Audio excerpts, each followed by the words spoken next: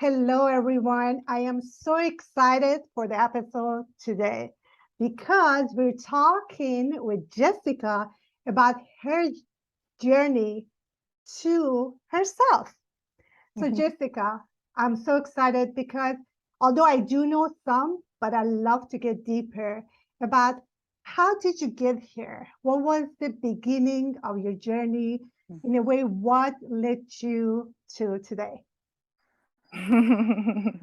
It's such a big question that I'm excited to delve into also. I was reflecting the past couple of days on my journey and wow, I mean, I've written a whole book about it. So clearly we're only going to get to so much today, but it's fascinating to look back and see how divinely orchestrated every single part of my journey has been. And even though at the time I didn't know it and I had no idea sometimes what was happening, and I had moments of feeling really lost or confused or questioning, now thinking about where I am and where it came from, it's such an amazing experience to witness the perfection of the journey, despite the difficulty.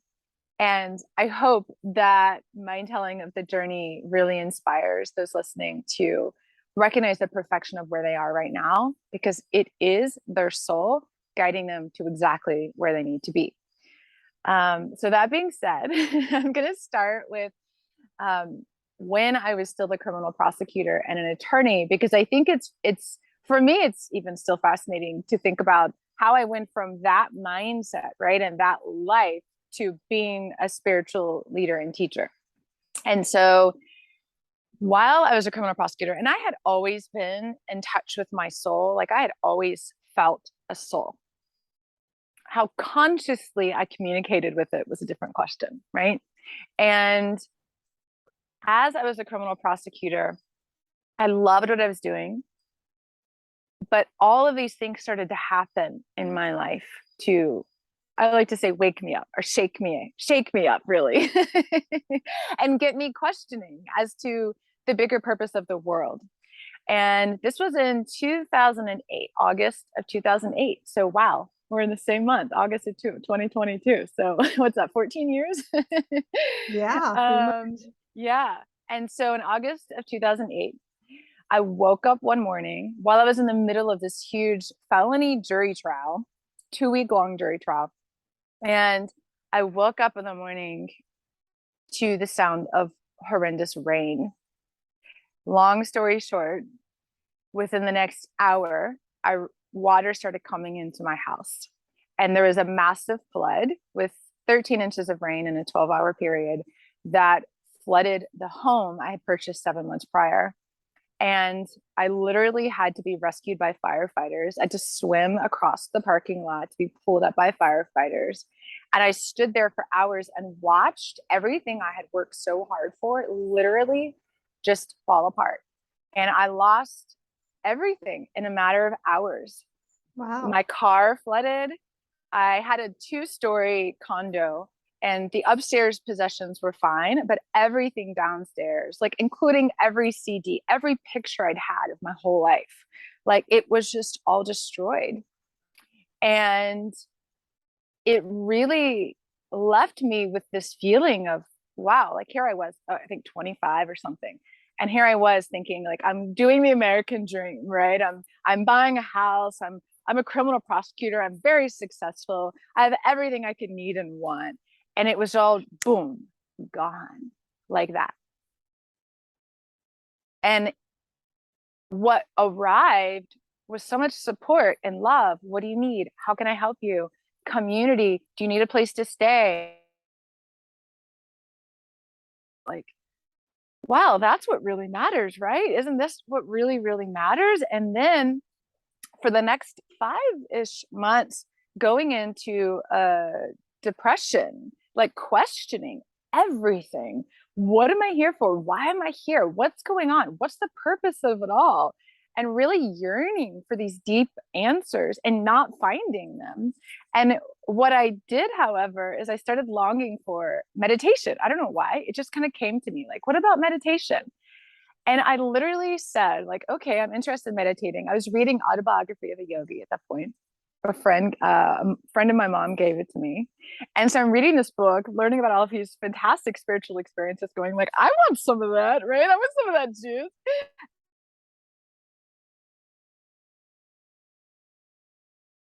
I hadn't spoken to in several years, barely a friend. I knew her through like an ex-boyfriend.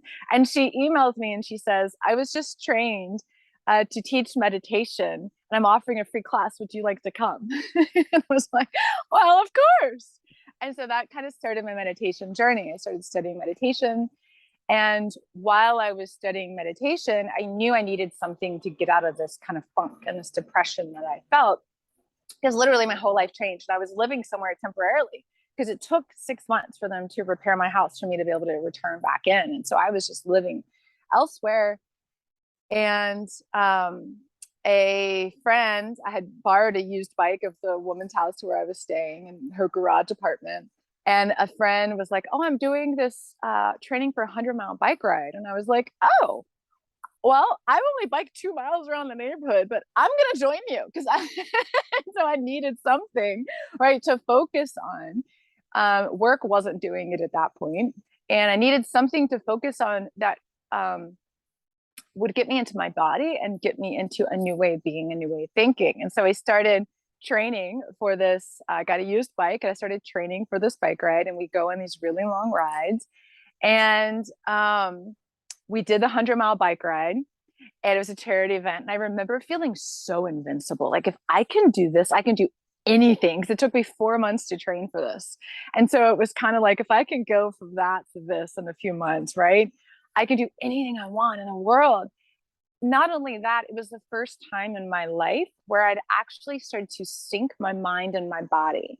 Because on the bike, especially on 75-mile training rides or 50-mile training rides, you know, you're literally just out there in nature, moving your body, completely present with each cycle, with each move. And it really started to create this new relationship with my body, not as an object or not as something I was dominating or controlling or forcing to do anything, but this reciprocal relationship that's necessary in long rides and long training. And so it really brought me down and it began to anchor me, so to speak. And so it was then 2009, it was Thanksgiving, and we had just finished the 100-mile bike ride like a month before. And I went home for Thanksgiving and I took my bike in the car and I went to visit my parents. And I went on a bike ride with my mom's friend, the same friend who gave me Autobiography of a Yogi, which is not a coincidence. She was like, oh, I also ride bikes. Let's go on a bike ride. And I'd never been on these roads before.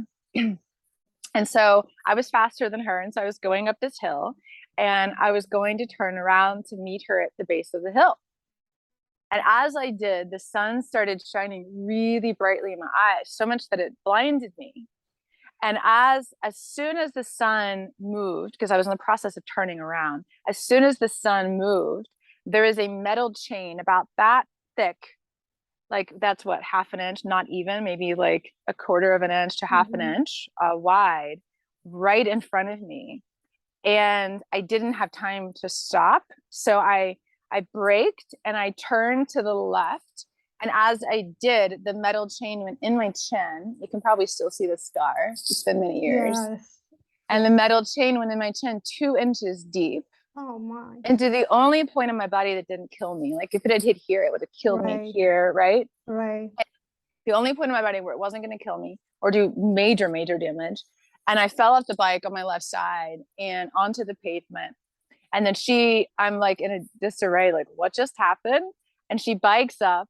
She's like, she looks at my face and she's like, oh my God. So she just immediately takes off her sock and gives it to me because apparently it was quite grotesque. And then she's like, sit down. I'm like, no, I have to keep walking. If I sit down, I'm going to faint. So I'm just like walking with the sock, like until we get to the hospital.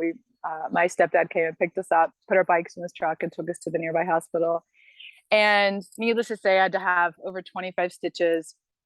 And during the surgery, it was actually quite a meditative process because I was awake. And there's just this white sheet over my body and this shining light and my mom holding my hand and the surgeon to my right. And my mom was like, she knew I meditated. She was like, just focus on your, focus on your light, focus on whatever. And so I had this bright light also just at the same time. And it was this very, very fascinating process, which I wish I had words to describe. Mhm. And then I get home and my mom's taking care of me because I couldn't eat, I couldn't drink, I couldn't move my mouth. And and it was a few days later and it was time to take the bandage off my face. And so I go into the half bath and I'm like, okay, I can do this. I hadn't even looked at my face prior to this moment. And when I looked in the mirror and I took off the bandage, I literally jumped back in horror because I was completely deformed. My face was literally smushed to the right, about, almost an inch out to the right, completely inflamed and swollen. And then I had this massive opening and gash with stitches, but it was still not quite closed yet. And as I'm looking at this deformed, somewhat grotesque looking face, I'm looking in my eyes and I realize these are the same eyes I've always looked at. And I keep looking, and I see my soul. I see it's me, it's still me. And then this upswelling happened through my whole body, this embodied knowing I am not my body. I am not my body. And it was so real in that moment that I knew my eternal nature without a doubt. Wow, that gave me chills. It was so like liberating.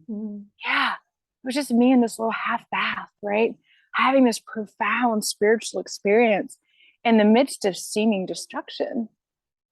And I know to this day that I was meant to experience that, to realize, to come into contact with the truth of my nature and my eternal nature, and that it is energy that informs my body, not my body that informs me. And so, as you can imagine, it was a little hard to go back to just being a prosecutor after all of these experiences. As much as I loved the complexity, I was doing white collar crime at this time. That was my specialty. And so as much as I love the complexity of investigations and putting things together and figuring out the puzzle pieces and being in front of the jury and planning and preparing, because I'm a natural teacher, I love to teach. And I loved all of that. But then here I go back into the system where everything is so adversarial. It's you against me, and it's fighting, and it's who's going to win and who's the best. And it's ego driven. As much as we want to pretend it's not, it is ego driven. It is money driven. It is politically driven. And I was so disheartened. I was disheartened from the day that I started, but I got even more aware of how it was affecting me, really. Because I went into the system because I believe so deeply in justice. And I have Libra all over my chart. It's not my primary sign, but it's all over my chart. And there's this deep need for justice that lives within me, and balance and harmony. And the disconnect between what I was feeling and experiencing in my body, especially on my healing journey of going into the emotions and going into my body and having emotional catharsis and releasing the past and embracing my feelings, which I did throughout my journey. As I was healing my physical body, I was healing my emotional body simultaneously. And then the disconnect just grew so strong. I literally felt like I was going to have a nervous breakdown. And I remember at one point I went away for a week. A friend had like a country cabin, and I was like, can I just go there for a week? I just need to completely get away from everything. I'm going to just break. And I came out knowing like, I have to leave. And at the time, I developed a compromise, despite the fact that it was completely opposite of what my soul actually wanted me to do. Was, oh, well, I can just create a holistic law firm and still be spiritual and soulful and do it my own way and get to the root cause of criminality, the root cause of behavior because I was studying human behavior, and still use my law degree because that's the rational thing to do, right? Like that's the smart thing to do. I've got law school debt, like I'm successful. I need to stay in this profession because that makes sense and I can create a compromise for my soul, right? We all know that doesn't work in the long run, but it's what I needed at the time. So it was like a little stepping stone. And so I left being a criminal prosecutor and I started the first holistic law firm in Charlotte. And I had like 100 people at my grand opening and I had referrals right away. And I felt like, wow, this is really great. And I'm able to like be a coach / lawyer and I'm able to really help people. Right. And then my soul, like a month or two later, went into this deep, dark night of the soul depression where I just, again, because I was ignoring what I knew and felt because I had felt this call to go away for somewhere for 3 months, but it felt so irrational. And it felt so ridiculous to my lawyer mind and to safety and security. I just kept completely ignoring it despite all the signs I kept getting. And so my soul is like in complete distress. Like there were moments where I felt like I couldn't get off the floor and I would just turn off the lights and I would moan and I would move and I would dance and I would scream and I would not want to go into the office. Even though I loved it, I just couldn't make myself go in unless it was absolutely necessary. And fast forward I went to a small business owners conference. And I remember standing there thinking, like, I don't want to tell anyone about what I'm doing. I don't want to talk about this. Everyone's fascinated. Holistic law firm. What is it? I don't want to talk about it. I felt this little, like, even temper tantrum, like, I don't want to talk about this stuff. This doesn't matter to me. Right.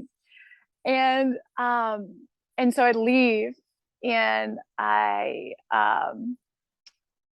go to a Reiki healer actually that I was seeing at the time.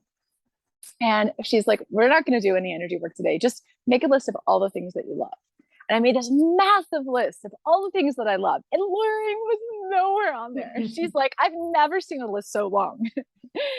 And so I'm literally just like, I confessed to her, like the first person I'd spoken out loud to, I confessed to her this feeling, this knowing really that I was ignoring, that I had to go away somewhere. And she's like, well, maybe it's possible that you can do that. And I'm crying and I'm like, this is ridiculous. And I'm begging for a sign. Give me a sign. Give me a sign. Please, universe, give me a sign. And so I go meet a friend for dinner and I go on a walk. And literally I get back to my house. It's like 9:30 at night. I never check my emails at night. And that night I had an email from the place where I was renting my place I'd lived for 3 years after the flood. And it said, you have to be out in 45 days or renew your lease for a year. And I had been on a month to month for 2 years. Mm-hmm. And I was like, oh, this is it. This is the sign. I just knew it in my bones. And I couldn't pretend that I didn't know it. And I remember looking around at this beautiful house. Beautiful, like it was a 1920s like apartment in Charlotte, but it was just so beautiful and I had decorated it so beautifully and on this gorgeous artwork and furniture. And I look around and I'm like, there's no way if I'm here in 1 year, my soul dies. If I'm here in 1 year, my soul is dead. And so before I got up, I just emailed and said, I'll be out in 45 days. I had no idea where I was going. I had no idea what I was doing. I had no idea why. I just did it. And then the next morning I posted pictures of some of my furniture on Facebook. Didn't even know what I was doing. Within an hour, more than half of it had sold. And I was like, oh God, this means it's real. Oh no. This means I actually have to go somewhere and I actually have to do something. And I was literally at this point taking one step at a time, one breath at a time, because I had no idea what I was doing. And everything I felt was invisible. Everything I felt was just inside of me, right? It was just this knowing, it was this deep calling. And I had nothing outside of me to validate it, which has been a huge thing in my life, right? Because what I do in my work is I bring the invisible forth to make it visible. That's what I do. And it's taken me so long to fully trust that, right? And at the time, I was nowhere near really trusting that. And so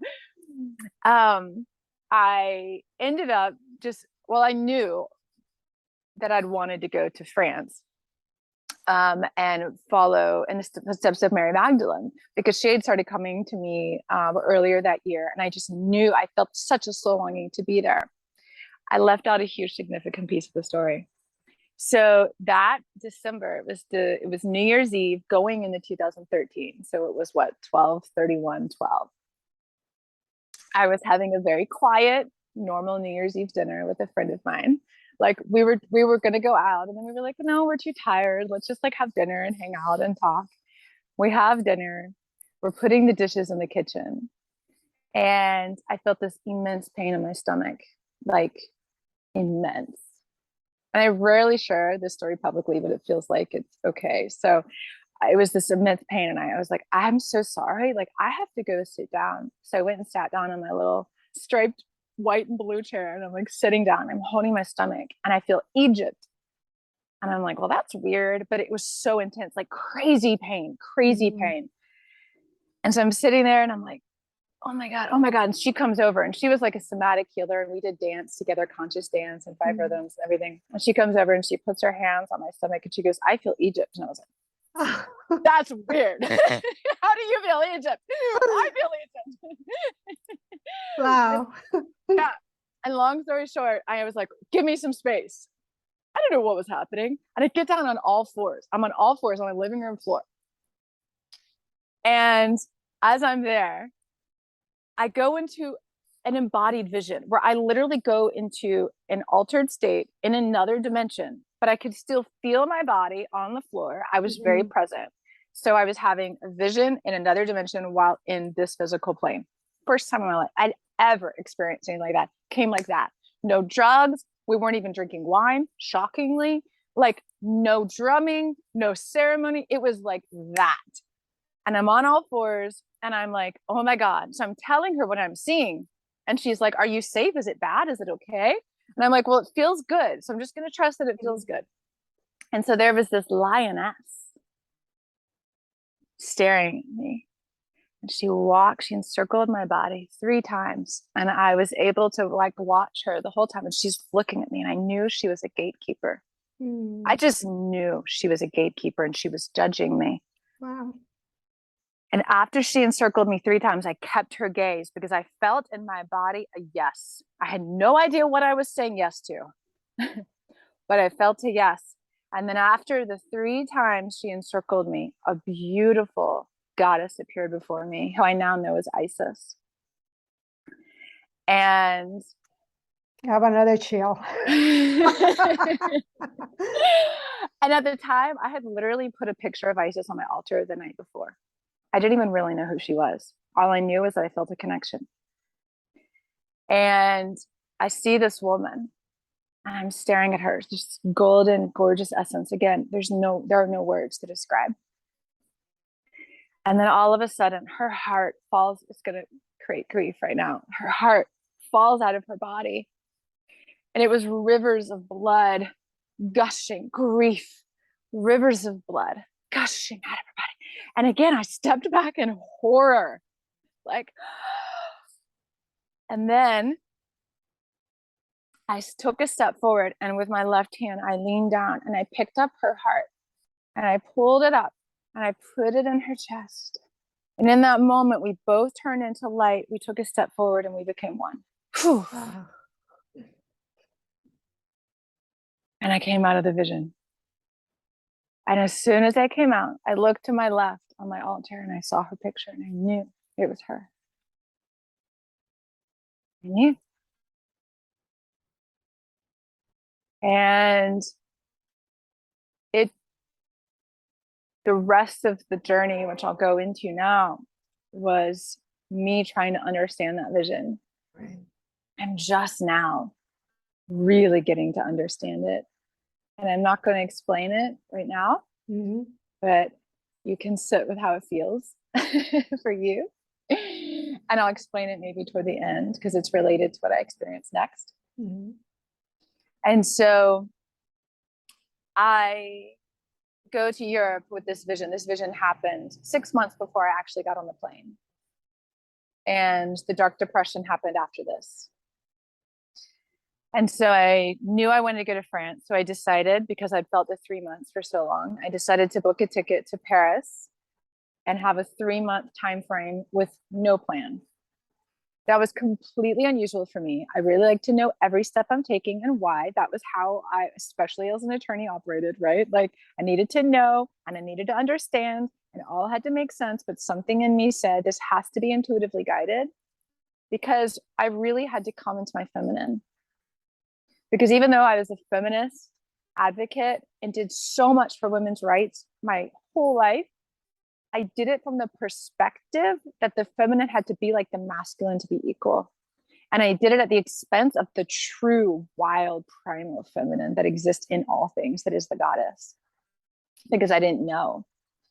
And so I needed to come into pleasure, right? I needed to come into just being in my intuition and just trusting my body and listening to my body. I needed to have moments sitting at a Parisian cafe, sipping an espresso, just staring at the world for 6 hours. I needed to have experiences of just walking on the streets, not knowing where I was going, turning based on what my body said. I needed to drop down and into just being, because I did anything but for the first, 30 years of my life.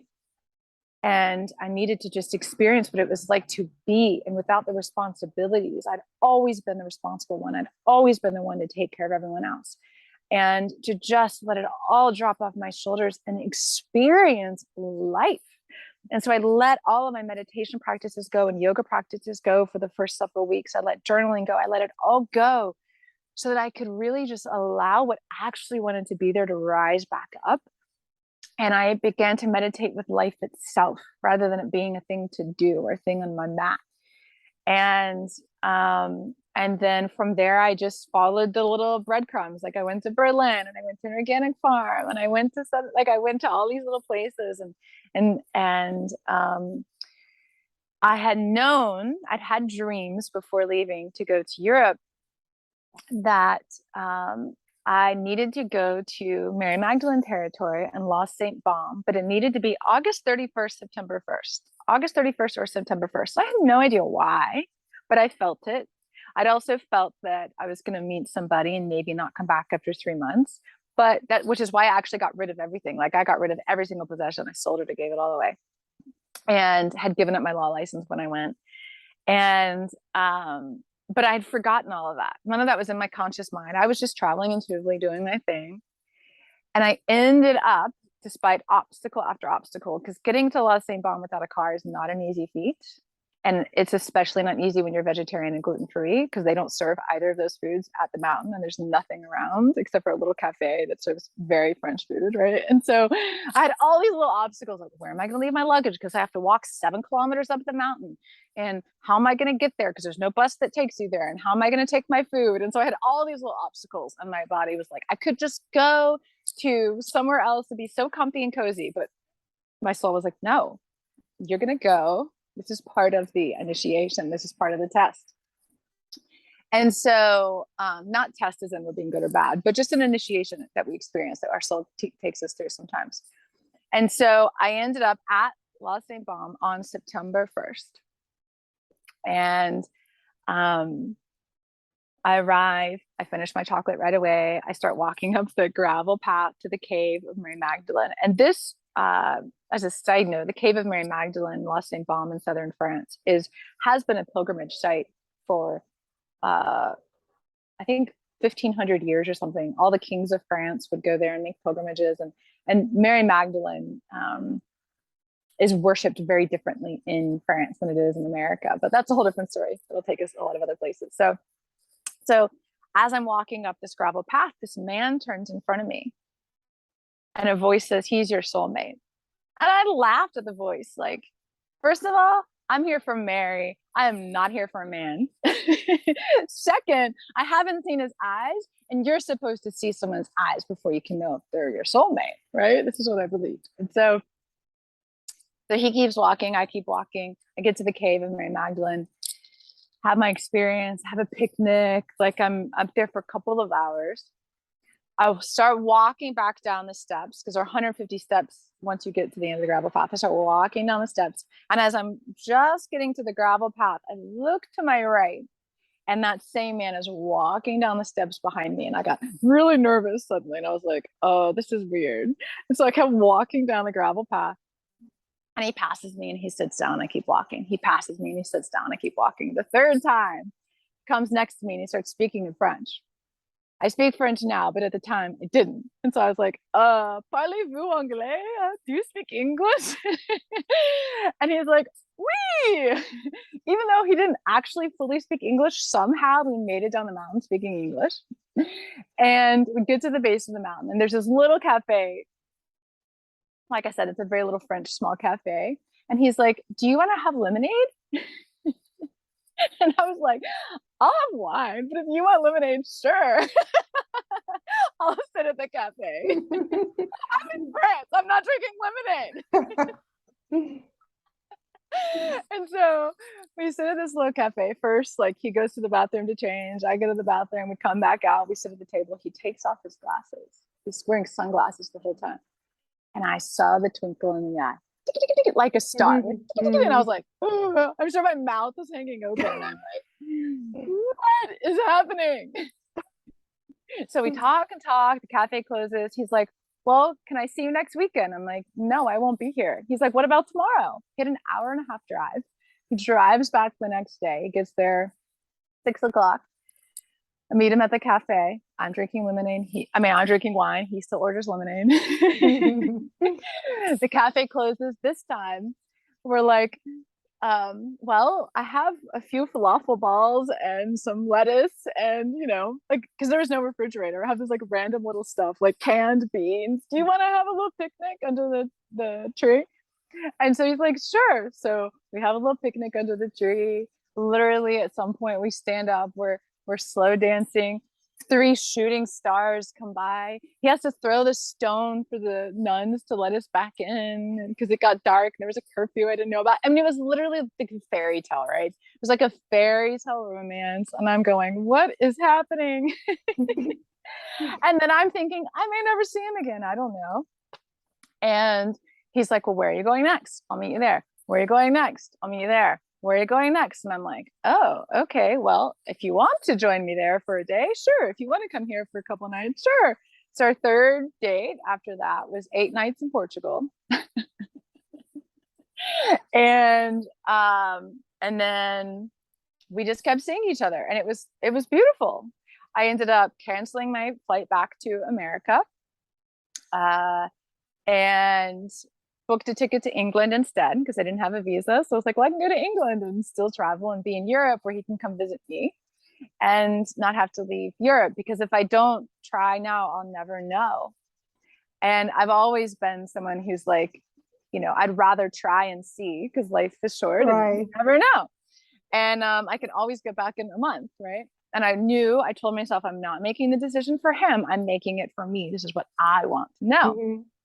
And so long story short, we go back. He would come visit me when I was in England. I would go visit him, especially over the holidays and things. And then I guess it was about 11 months after we met, we moved in together in Belgium. And the day we moved in together, like we'd had all this fairy tale, the day we moved in together, he starts drilling me on my sexual past. And I was like shocked. I'm laying there. We bought a bottle of cider. We'd walked around our new city. We'd unloaded everything. We had barely anything. We're in a furnished apartment, but we unloaded everything. We go get cider. We go get food. We're sitting there. I'm like, I just popped open the bottle of cider. I'm so excited to celebrate. I've been moving around for almost a year. Oh my God, we're going to have roots. Oh my God, this is so exciting. Oh my God, we're having our own place. Oh my God, I'm with this amazing Frenchman. This is amazing, right? And then I pop open the cider. Do you want a glass? He's sitting at the sink. I take him a glass. I sit down on the little mattress on the floor that we had. And he starts drilling me. Like, did you have sex with a guy in Paris? Have you been with other men? And I'm like, where did this come from? Once. He never asked me about my sexual history. He never asked me about anything. Once or twice, he kind of leaned into questions about had I had a boyfriend, things like that. But I was 31 at the time. I'm thinking, I'm not right. But apparently he expected me to be a virgin. Wow. Yes. A Frenchman. Yes, because I was on the mountain of Mary Magdalene alone, and he had this Oh. image of me as this virgin woman. Despite being Mm, 31, traveling the world by myself, somehow I'm mm, supposed to be this little pure virgin woman, right? Like, wow. quote unquote. And Unexpected. so, yes. And so then I tell him, I'm like, well, yes, I've been with other men. And he calls me a whore, shoots it out Wow. And this is just when you moved in. the What happened? day we Oh moved my in. gosh. The Wow. What a day. shock. I was shocked. It was like the word hit me in my stomach, like, like, oh, what? What's happening? And then everything started to spin. And then it Wow. was like, how is this happening? We're moving it, like, none of, where did this come from? Like, there had Mhm. been no sign of this. And then I'm like, well, it's kind of like Mary Magdalene. She was called a whore because she Mhm. was so powerful, and she owned her sexuality, and she owned her power, and she owned her intelligence. Well, over the next several months, those were the exact same things that he would constantly judge me for and blame me for Mm. and demean me for. I was too intelligent. I was too charismatic. I was too much. People liked me too much. I had too many friends. I traveled more places than him. Like, I wasn't allowed to beat him in a chess game. Like, all of these crazy, I was learning French too fast. He wasn't learning English as fast enough, right? It was like this constant, like, you're bad because you're good. You're Mm. bad because you're smart. You're bad because you're sexual. You're bad because you're powerful. And I now know that I was accepting all of that and taking it in and going, oh, you're right. Oh, you're right. Oh, you're Oh. right. Oh, something must be wrong with me. Oh, I must be bad. Oh, I should feel shame. I should feel guilt, because Mm. I never would have accepted his shaming of my sexuality, for example, had Right. I not harbored shame inside. Right. I never would have felt guilty had I not harbored guilt inside. Mm. I never would have accepted and apologized for being smart Mhm. if I hadn't been so concerned on making him feel good at my own expense. Right. Because my concern was always him, how he felt. I didn't think about how I felt. Right. He was intimidated by it. He was upset by it. Oh, then I need to make it better. It's my fault. It's my Mm. fault you don't feel good. It's my fault you're not happy. It's my fault you feel threatened or intimidated, right? Mhm. And so, because he would say, you betrayed me by being with other men. And I'm like, well, but I didn't know you. How could I betray you, right? But Right. for him, it was a betrayal. I didn't wait for him, Wow. Yeah. right? And so it really forced me, the goddess, Magdalene, Isis, forced me to reckon with my sexuality, which is our life force, right? Which is Mm. our connection to the goddess, to all that is. And at the time, even though I'd considered myself a sexually liberated woman, at the time I was harboring all of the subconscious programming that we receive in this culture for thousands of years about what makes a woman good and pure and holy, right? Mhm. And so it forced me to look at, well, why did I have sex, and when, and with who, and how, and what were my reasons? And I Mm. really discovered so much about my sexuality. And I got to the point where I was like, well, I'm not ashamed of this anymore, right? I'm actually like, no, would I do it all again? Would I necessarily have sex with the same people again looking back? No, but what's the point of having a regret, right? Like, I can't change it. I can learn from it, right? Like the ancient Gnostics used to say, you make a mistake, you correct it without shame. You just correct the mistake, right? Right. So I Or not learned. even looking at it as a mistake, as seeing an opportunity to learn from, right? Right. It depends Right. how you. Well, I definitely, didn't always honor the temple of Mhm. my body. And I had also been sexually assaulted more than once. And I didn't honor, I didn't know actually what Mhm. this helped me understand. And that's part of the future story, but I didn't actually even know that I belonged to me. Mm. I didn't even know that my body was Wow. mine. Yeah. I Wow. didn't I love even what you know. said, that you didn't know that you belong to yourself. I don't think, most of us actually think about that. Like, that's so profound to think you do belong to yourself first and foremost. Yeah. Yeah. And I didn't know, because what I experienced with him was partly trying to get him to accept me, my decisions, my past, who I was, without me accepting me. And so I kept looking to him instead of myself. Right. How did he view me? What did he determine about me? What value did he give me? Did he love me? Because I believed that love and acceptance and belonging came from outside of me. Because this is what we've been conditioned to believe. And this is part of now my soul mission and purpose, but also was the healing of my soul. Was for thousands of years, literally, women have been told this and conditioned and programmed to believe that we belong to another. We exist for the benefit of man, not for ourselves, and that it's selfish to think of ourselves, that it's selfish to choose for ourselves. And it's so deeply embedded. I didn't know this is what I was thinking, right? But my subconscious was at play, because the subconscious shows us through our emotions, shows us through our feelings, shows us through our tendencies and habits and behavior. And so I really was reliving the story of Adam and Eve. And my spirit guides at that time started to help me understand this. That's when they started coming to me to help me understand. I was reliving the story of Adam and Eve. And they told me about Lilith before I knew who Lilith was, right? And they made it clear that, well, they didn't make it clear. It always was a mystery, something I had to figure out. But I became clear that I was reliving this story with this man who was like Eve. He literally told me, "You're not allowed to say no to your husband." So if I said no to sex, that was his response. He would throw off we ended up getting married. He would throw off his wedding ring. We got married mostly so I could stay in the country. Not because I actually wanted to get married, but that's a different story. And so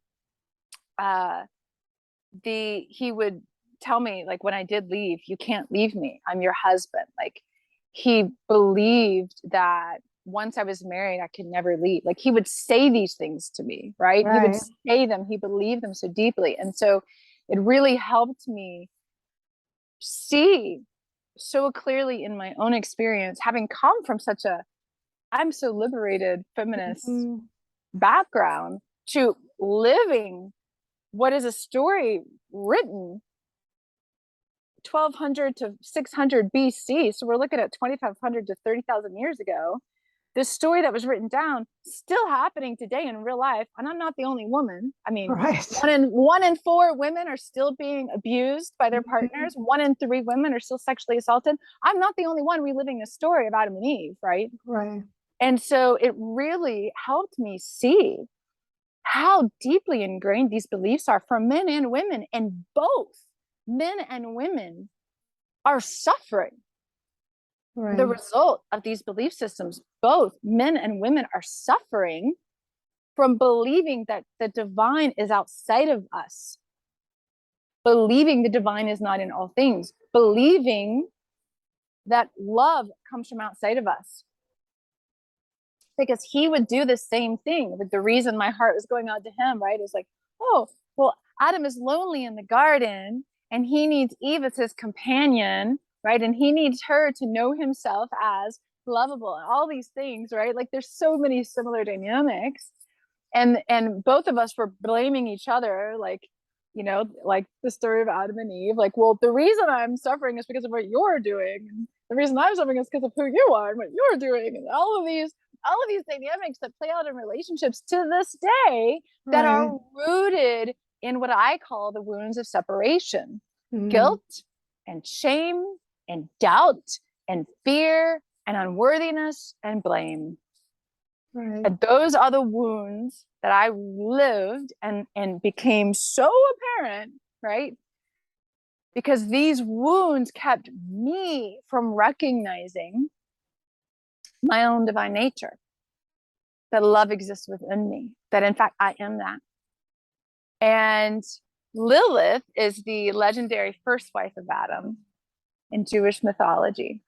And Lilith, because there are two different creation stories in Genesis. And the first was really referring to Lilith, though it's not by name. Mm-hmm. And the first is that God made man and woman at the same time in the image of God. Mm-hmm. And then the second creation story with completely different facts and chronology and all of that is God made man in his image. And then from man, he took Eve from the rib of man while he was sleeping to give him a helper and companion. Right. Right. And so, and that story, man is of God, woman is not. Woman is made of man for man. And that's the story that we hear. That's the story I was taught growing up. That's the story that, regardless of whether or not we've ever read it or conscious of it, pervades the collective psyche. Mm-hmm. And still affects relationships, even if they're not abusive. Mm-hmm. The power dynamics, right? It creates Right. unequal power dynamics and belief systems and relationships. Right. And so Lilith in Jewish mythology story, and there's so much more juice to her, but that's a whole other story. That's a whole other topic we could do one day. But Lilith says to Adam, I want to be on top at least half the time sexually, because, right? She wants half the pleasure at least. And he goes, no. And she's like, well, wait a minute here. I am also made of God. I am equally divine, meaning I have just as much of a right to be on top as you do, because we're equals. And he goes, no. And she says, all right, then. She grew her wings and she flew away, because she refused to accept a state of submission or servitude or be silenced, which is what Eve accepted, right? Right. And so Lilith, I began to harness the power of Lilith. And the short version is, I left. One day, it hit me that my soul is at stake. And that as much as I was trying, because I was very much using the philosophy of, well, if I change, he'll change, right? Well, if I come into more wholeness and I come into more love and I come into more of this, he'll change. But that just kept me in an abusive relationship Mm-hmm. because he wasn't changing. I was Right. changing. He wasn't changing. And so what changed is my lack of tolerance and my lack of acceptance and the rising of my boundaries and the rising of my voice is what changed. Right. What changed is not him, because he's his own person. What changed is how I related to him. Right. And so my spirit guides actually helped me with this. They became very clear that my soul is at stake. And they actually told me that I would be better off homeless than with him. And that was a shocker to me, because safety and trying to cling to safety has been a huge thing in my life, right? It's one of my Chiron woundings, right? Oh, I can cling to safety out here through your love, through your acceptance, through money, through security, through the job. And my soul has continuously put me through situation after situation to anchor into the safety of my divinity. Again, whole other podcast we can do on Right. Yeah. that. So the when I heard that, I still resisted it. And I'm like, I'm living in a foreign country. I have barely any money left to my name. I spent it all traveling, right? And just surviving. I couldn't legally work there. So I wasn't getting income. And I barely knew a soul. I knew like 2 people in the area closely. I had never told my mom anything that was going on because I was too ashamed, right? At the time, I was too embarrassed. And then I would think about all the logistics. How am I going to get to the airport? How am I going to leave? I can't put the plane on his credit card. I don't have enough. I didn't have a regular credit card. I just had my debit card. I don't have enough for that. Plus to get to the airport, all these things. And so essentially I just decided, screw it. The spirit is telling me my soul's at stake. I've got to leave. And I just felt it in my body. I went upstairs to journal like the next morning, and it was as if I felt the whole house turn into this like energy caving in on me. And I was like, oh my God, I have to leave right now. Because there's way more to the physicality of the story. there are a lot of other energies at play that Mhm. were at play. And so I literally just packed a small black shoulder bag and I walked out the door and I walked to the bus stop and I called a friend and I was like, "Do you have any plans tonight? Can I come stay with you?" Because she's like, "Oh, I have plans. I'm so sorry, Jesse. What about tomorrow?" And I started crying. I'm like, she's like, "What? What? Come over tonight. Whatever. That's fine. You can come over. It's fine. I'll change my plans." And so I meet her at the library. I get downtown. I take the bus downtown. I go to the library and I'm waiting for her. I'm like, "What am I doing? What am I doing?" Right? It's the middle of winter. It was January 2016. And she picks me up and I go to her house and we have dinner. This Thomas, this man that she had brought with her, who was a friend. And the three of us are having dinner. We go get wine and chocolate and food because we're like, we just need to like live a little bit and have this conversation. And then I wasn't even sure I was going to tell them anything. And they ask, "So why are you here and what's going on?" And so I tell them very little piece. And all I really say is like, I need a place to stay while I fully make up my mind as to what I'm going to do. Because a huge part of me had no interest in returning to the States at the time. And I also I was too traumatized to get on a plane at that moment. Even if I'd had the money, I just don't know that I would have at that moment. And so literally, he's like, "Well, Marion, who was a mutual friend, the other friend that I knew, I had never met Thomas before, gave me the key to her apartment and she just went to England for several weeks. Why don't we call her in the morning and see if she'll let you stay there?" And so literally, I walk out the door, no idea where I'm going in a foreign country, knowing one person. And then the next day, I had a place I could stay for up to 5 weeks. I mean, it was a miracle because that's what happens when you say yes to your soul. It was a miracle. And so the next morning, he takes me to a perfect little place in the middle of Avignon, France. And it was like this sanctuary where I could focus on anchoring back into me, and really gain the strength and courage I needed to fully leave and to fully stop contact and to tell my mom and to ask for her to loan me the money to get back to America. And of course, as with any relationship, he tried and tried and tried. And I took all the safety precautions, not telling where I was, because I knew that if I told him I was leaving, he would not let me leave alive. I knew that in my bones. And as much as it hurts to say that, it's true. And Wow. so I was able to leave safely and keep myself protected. And I left the country about 5 weeks later. And the reason that this story is so important is that not only is it my story, it's the story of so many women, Right. but it is my passion and my purpose the story of Adam and Eve was written with a very intentional goal in mind.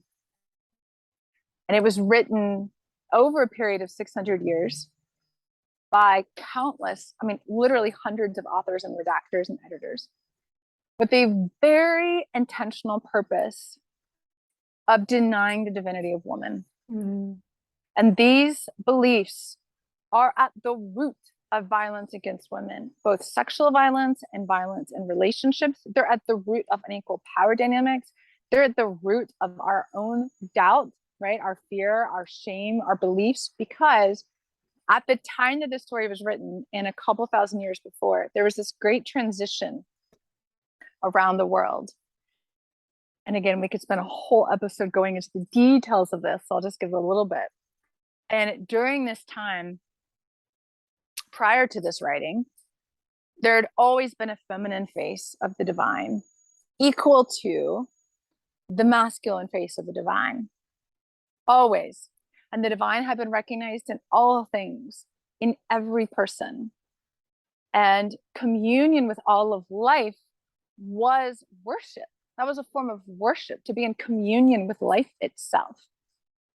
And this great split occurred in which these nomadic tribes began to invade other civilizations and tribes with what they called a warring sky god that was masculine, that they put up above And they said no other God can be worshipped. And they would literally go into places where the goddess, a feminine face of God, was worshipped, and rip the women out of their temples and turn them into prostitutes and turn them into slaves, and take away their ability to have money, take away their ability to survive. And when this split occurred, when God was put up in the heaven and was no longer recognized on earth or in other things, it took several thousand years for this to really fully occur. And there's many allusions to this in the Bible itself, where they talk about you're not allowed to worship the goddess anymore. And the women say, but when we worship the goddess, we had everything and everything was provided for. You know, why would we stop? And well, we're going to kill you if you don't. I mean, this is all in the Bible. It's documented, right? In addition to be documented in a lot of other documents. But and so what happened is that this great split occurred not only between heaven and earth, right, but between matter and spirit, and between masculine and feminine, man and woman. And when this split occurred, we then developed this concept, men in particular, developed this concept that you have to go up and out to access spirit. And that's something that you see in so many spiritual communities now, especially a lot of new age communities, where spirit is up there, spirit is up. We ascend, we go up. Right. And I fell into that too for a while, right? Because it's what we're told. And it actually, we think that it's up there, that we're going to be liberated. And somehow some angels are going to lift us up. And I think at the end of the day, we don't trust our own inner power, and we always want to think there's outside of us that is going to give us that, right? There's something outside, and therefore, and it comes from not believing in ourselves and trusting ourselves fully, right? It comes from that, and it comes from these deeply rooted wounds that it's not safe to trust yourself, because look what happened to Eve when she dared trust herself, right? Punishment, cast out, right? I mean, it goes back into these ancient beliefs that we were killed when we trusted ourselves. We were killed when we dared think we were divine. We were killed when we were deemed whores, when we owned our sexual life. Right. We were witches, and we were whores, and the last witch was burned 200 years ago.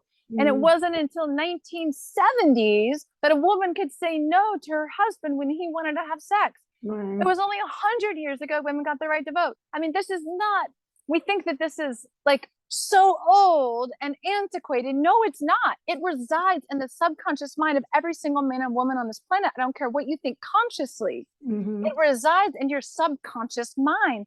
And until we do the work, if we want to create heaven on earth, if we want to unify body and soul, if we want to unify masculine and feminine energies within us and around us, we have to do this work to dig out these beliefs, to reframe them, to access the divinity, and to embody it ourselves. And we have to do this if we actually want to shift where our planet is going.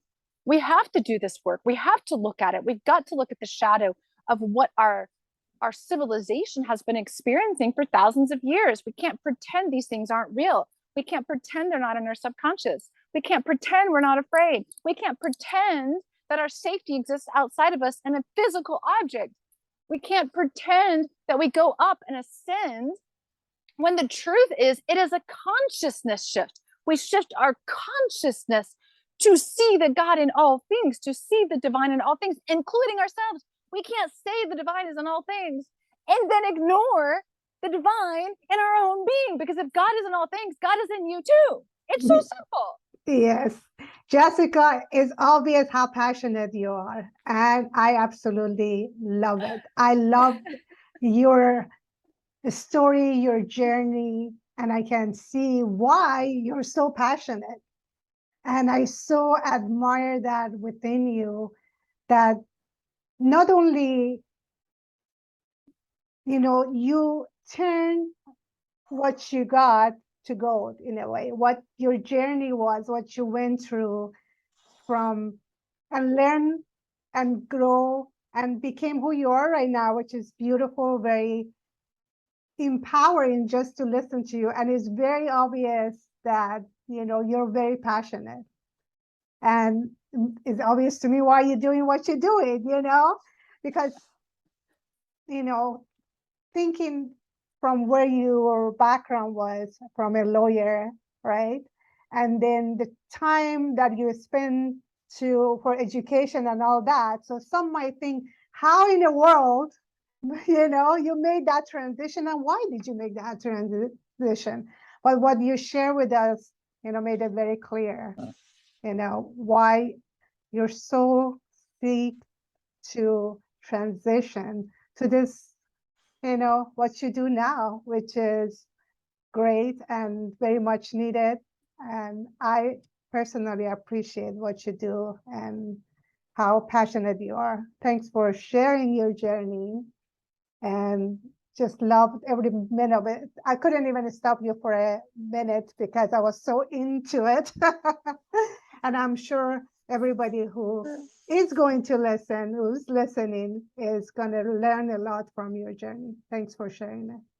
Well, thank you for allowing me to share. And I hope that there are some tidbits that each person can take in and identify with and share, because we are not here to be living a life of a straight path and do what we're told, right? We're not here to have possessions. We're not here to live in the way everybody else thinks that we're meant to live, right? And if nothing else, I hope that each person takes away that it is your soul only, your unique soul, that can guide you to your truth, that can guide you to your path, and nothing outside of you can ever get you there. With my clients, I say, I will never tell you what to do. I will never tell you what to do. I will guide you to your truth, and I will help you remove the blinders to seeing it and accessing it. Because each soul has a very unique path for a reason. And we each have our own blessings and our own gifts to bring forth, and our own healing to do from past lives, right? And our own contribution to this reclamation of heaven on earth and our own divinity. And that reunion with ourselves is the mwah of it all. Well said. And we're going to end it right there. And again, I am so thankful for you being able to be here and share this journey with us so we can all learn from it. Thank you, Jessica. Thank you. Mwah. Bye.